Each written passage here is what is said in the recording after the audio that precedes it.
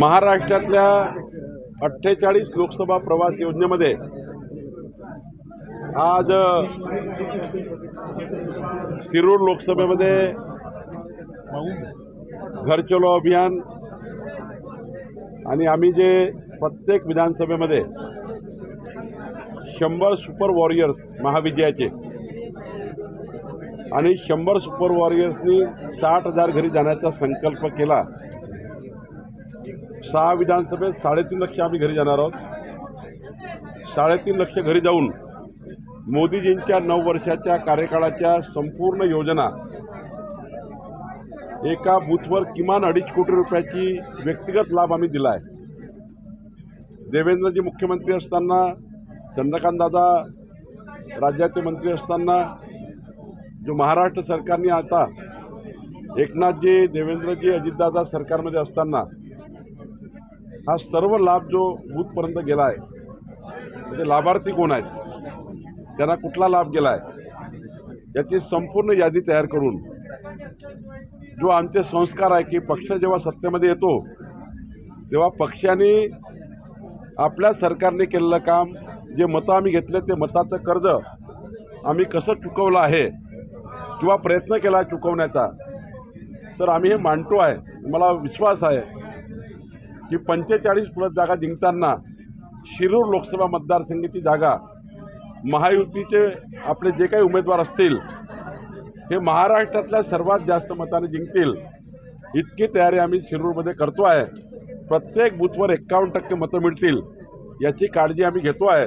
त्याकरता आमचे या लोकसभेमधले 600 सुपर वॉरियर्स, 600 नेते जे आमचे टीम आम्ही तयार केली आहे, यांचा संवाद आणि आता घर चलो अभियान होणार आहे। देवेंद्रजी म्हटले होते की अजितदादा 5 वर्षासाठी मुख्यमंत्री होते, आपण म्हणताय की देवेंद्रजी मुख्यमंत्री होतात असा संदेश दिला जातो, त्याच्यातून संघर्ष कुठेतरी मुख्यमंत्री पदाचा होतोय। मी तुम्हाला मागच्या वेळी सांगितलं, आताही सांगितलं, भारतीय जनता पार्टीच्या कार्यकर्त्याला असं वाटतं की देवेंद्रजी मुख्यमंत्री व्हावे, राष्ट्रवादी काँग्रेसच्या प्रत्येक कार्यकर्त्याला वाटतं अजितदादा मुख्यमंत्री व्हावे, शिवसेनेच्या कार्यकर्त्याला वाटतं एकनाथजी मुख्यमंत्री व्हावे, आणि यात काही गैर नाही आहे। आपापल्या पक्षाचा नेता मोठा व्हावा, शेवटी पक्षात आपण कामं याच्याकरताच करतो आणि त्यामुळे त्यात काही गैर नाही। पण जेव्हा महायुती होतं, 11 पक्ष एकत्र येतात आणि आमचं पार्लमेंटरी बोर्ड जेव्हा बसेल, अजितदादा, एकनाथजी, देवेंद्रजी, आमचे केंद्रीय नेतृत्व, आणि ज्याला मुख्यमंत्री करेल ते आम्हाला सर्वांना मान्य। आता 2024पर्यंत एकनाथजी शिंदे आहेत, पक्षाने स्वीकारला आहे आणि आम्ही पुढे जातो आहे। उद्या जो निकाल होईल, जो निर्णय होईल, तो सर्वांना मान्य आहे। सुप्रियाताई आज म्हणल्या की अजितदादांनी जर मुख्यमंत्री पदाची माळ घेतली तर त्यांना पहिला हार मिळाली बहीण म्हणून। नाही, त्यांचं आणि अजितदादांचं त्यांना हार टाकायचा जो काही संकल्प केला आहे सुप्रियाताईंनी, तर मला वाटतं खरं तर त्या मनातून बोलल्या, अंतर्मनातून बोलल्या, भाऊ बहिणीचं प्रेम म्हणून बोलल्या। खरं तर त्यांना आता एका मिनिटाला अजितदादा चालत नाही, एका सेकंदाला घरातही चालत नाही आणि बाहेरही चालत नाही, आणि त्यामुळे मला वाटतं त्यांनी अजितदादांना अंडर एस्टिमेट करण्याकरता असं बोललं असावं। बारामतीत मग सुप्रियाताईंच्या विरोधात अजितदादांच्या कुटुंबातनं उमेदवार असेल लोकसभेला?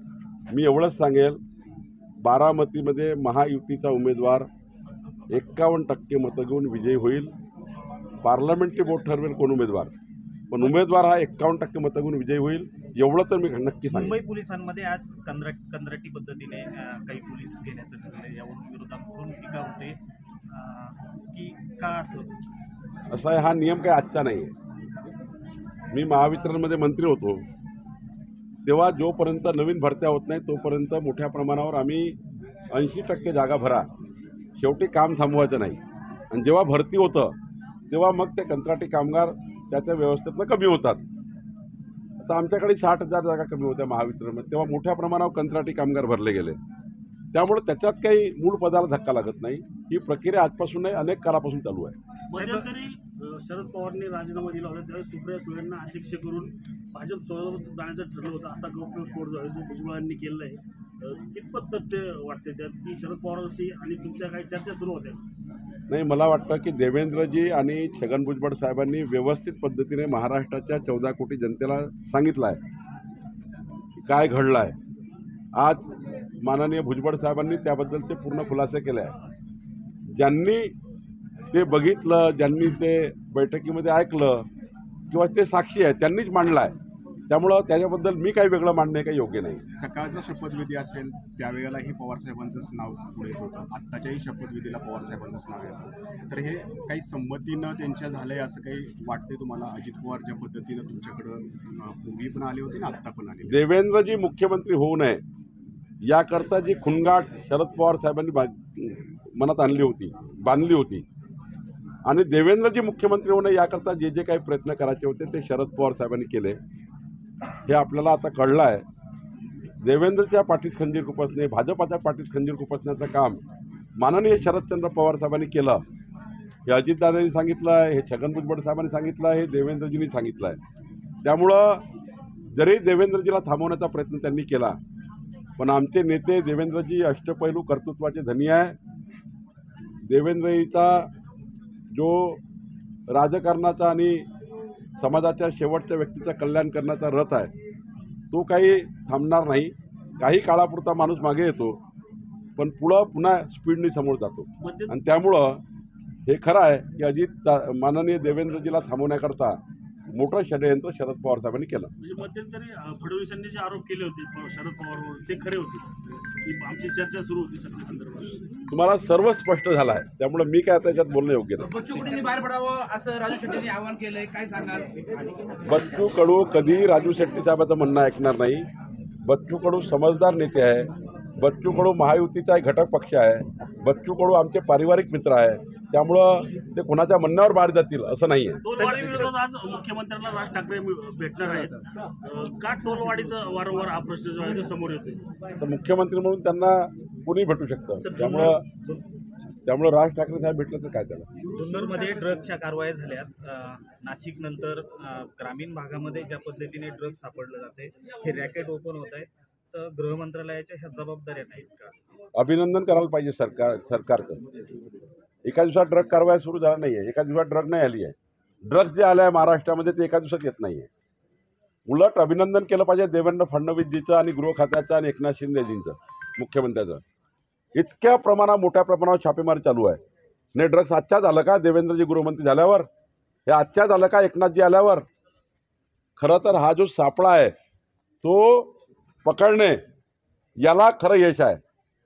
अनेक वर्षापासून हे चालू आहे आणि त्यामुळं सरकार योग्य कारवाई करत आहे. मला तर अभिमान आहे देवेंद्रजीवर की मागचे 5 वर्ष गृहमंत्री म्हणून ज्या पद्धतीने त्यांनी गुन्ह्याला पकडणे, गुन्ह्याला तळास लावणे, कोर्टामध्ये गुन्हा टिकणे या पद्धतीने देवेंद्रजींनी काम केलं. आत्ताही मोठ्या प्रमाणावर जे पोलीस पकडत आहे, देवेंद्रचे स्पष्ट डायरेक्शन आहे अवैध व्यवसायाला या महाराष्ट्रात थारा नाही आणि म्हणून मोठ्या प्रमाणावर कारवाई होत आहे. मोठ्या प्रमाणावर पोलिसाचे अधिकारी काम करत आहे. मी देवेंद्रजीचं अभिनंदन करतो.